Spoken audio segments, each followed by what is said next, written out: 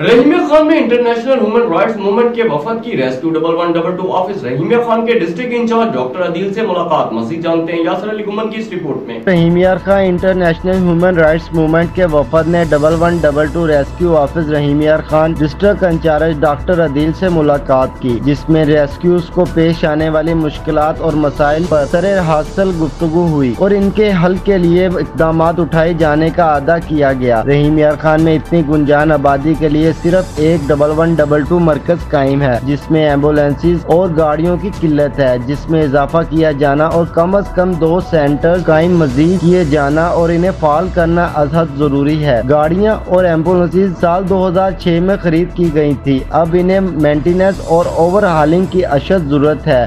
बाकी हमारे पास 2 इशू हैं मीन्स के गाड़ियाँ पुरानी हो गई हैं, एक एमरजेंसी बहुत ज़्यादा होगी और रिसोर्सेज वैसे नहीं बढ़े, और बाकी ऑन एंड ऑफ जो है वो बजट का इशू रहता है। जैसे कोविड में नहीं आया वो फिर ये जो डोनेशन पे ही मुखैर हजरात के ताउन से हमने 2 साल ये चलाया। औसतन रोजाना रिफ्यूजल 15 गाड़ियों की अदम मौजूदगी की वजह नोट की गई, जो कि तरक्की इंसानियत के लिए सुहाने रूह है। फायर फाइटिंग में बड़ी मुश्किलात दरपेश हैं। अमारात, फैक्ट्रीज और दीगर हसास मुकामात पर फायर सेफ्टी के कोई इंतजाम मौजूद न है। महकमा सिविल डिफेंस और तहसील म्यूनसिपल कॉरपोरेशन अपने फराइज मनसबी से बरा होने में नाकाम रहे हैं और NOCS बगैर जांच पड़ताल के जारी किए जा रहे हैं। पंजाब कम्युनिटी और सेफ्टी एक्ट 2022 का फौरी तौर पर इतलाक करते हुए इकदाम किए जाएं। अहम गुंजान इलाकों में हाइड्रेंट नस्ब किए जाएं। वफद ने रेस्क्यूज के आला सलाहियतों, पेशा वाराना महारत और खिदमत इंसानियत के जज्बे को सराहा। वफद में Suleman Khan divisional president, Sajid Mahmood Rafiqi advocate divisional secretary, Malik Abdul Ghafoor Awan district president, Ahmad Sajjad Farhan Balali advocate chief organiser international human rights movement, Sheikh Abdul Hameed Firdous Sahab, press व मीडिया के नुमाइंदगान ने शिरकत की। कैमरा में अदनान नजीर के साथ यासर अली गुमन, राज न्यूज, रहीमिया खान।